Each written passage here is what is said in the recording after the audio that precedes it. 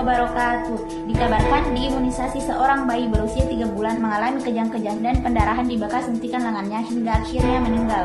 Keluarga mengaku bayi tersebut sehat sebelum dibawa ke puskesmas. Selain pendarahan, di beberapa bagian tubuh bayi malang ini juga muncul lebam di sekujur tubuhnya.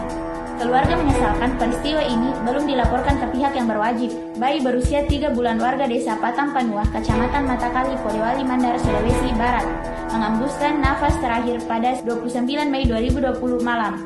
Bayi dengan kondisi tubuh sehat ini meninggal dunia usai menjalani imunisasi tahap pertama Kamis pekan lalu di Puskesmas Matakali bersama ibu dan tantenya. Hingga Rahman, tante bayi itu menyebutkan awalnya kondisi bayi ini sehat dan riang. Usai menjalani imunisasi pada Kamis sore, dengan bekas suntikan imunisasi, bocah ini terus mengucurkan darah. Awalnya, orang tua dan keluarga lainnya mengira bahwa cucuran darah tersebut merupakan gejala biasa usai anak menjalani imunisasi. Namun, sayangnya hingga keesokan harinya atau memasuki hari kedua, darah terus mengalir di lengan sang bocah hingga membuat orang tuanya panik. Selain mengalami pendarahan, bayi ini juga mengalami lebam di sekujur tubuhnya. Selain itu, ia juga mengalami demam tinggi selama 2 hari dan rewel hingga sesak napas. Karena kondisinya kian memprihatinkan, pada Minggu 28 Juni 2020, bayi malang ini pun langsung dilarikan ke rumah sakit. Ironisnya, saat di rumah sakit, pihak keluarga terkejut saat melihat di sekujur tubuhnya terdapat bercak biru lebam. Pihak dokter yang menangani juga sempat kaget. Sayangnya, meski telah ditangani pihak rumah sakit, nyawa sang bayi tak dapat diselamatkan.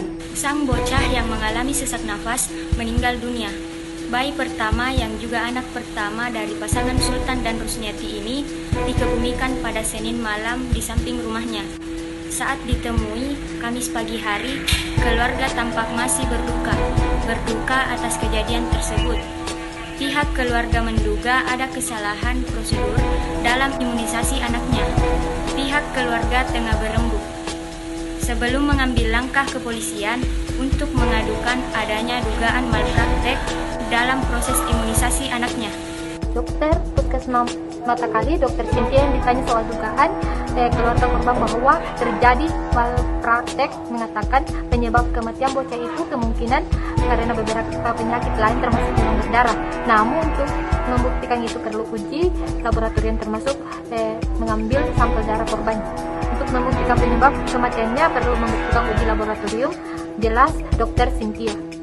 Sementara itu, Kepala Puskesmas Matakali Dr. Haji Ahmad meminta maaf kepada semua pihak termasuk keluarga korban atas kejadian tersebut.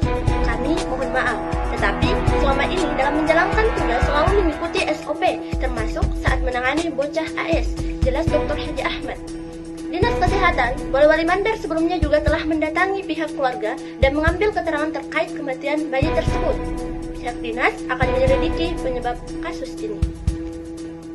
Sebelum bertanggapan, saya ingin mengucapkan turut berduka cita atas meninggalnya AS, bayi 3 bulan, anak pertama pasangan Sultan dan Rusniati.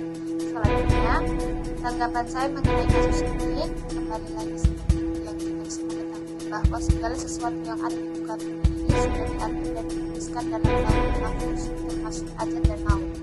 Jadi semua kematian itu terjadi karena sudah ditakdirkan dan kita tidak bisa melawan takdir atau menghindari takdir. Dugaan mengenai malpraktik yang dilakukan oleh pihak puskesmas yang melakukan imunisasi, saya berpendapat bahwa kemungkinan hal itu sangatlah kecil karena hanya bayi AS yang mengalami hal seperti itu dan bayi-bayi yang lainnya. Menurut saya juga kemungkinan bayi ini memiliki alergi terhadap obat-obatan atau vaksin yang disuntikan ke tubuhnya dan pihak keluarga belum mengetahui hal ini dikarenakan bayinya yang masih sangat kecil. Selain itu, seperti yang kita lihat pada berita di kasusnya bahwa bayi AS dilarikan ke rumah sakit karena kondisinya yang kian memprihatinkan. Seharusnya jika sudah ada tanda-tanda atau beberapa efek samping yang tidak biasa, sebaiknya langsung dilarikan ke rumah sakit untuk diperiksa dan ditindaklanjuti agar kemungkinan untuk hal-hal yang tidak diinginkan itu tidak terjadi. Namun semuanya kembali lagi kepada ajal yang tidak ditahu kapan datangnya. Ini menjadikan kita pelajaran untuk lebih waspada, memperhatikan anak dan selalu berkomunikasi dengan pihak kesehatan atau setidaknya membawa anak kepada dokter jika ada hal-hal yang tidak biasa terjadi padanya.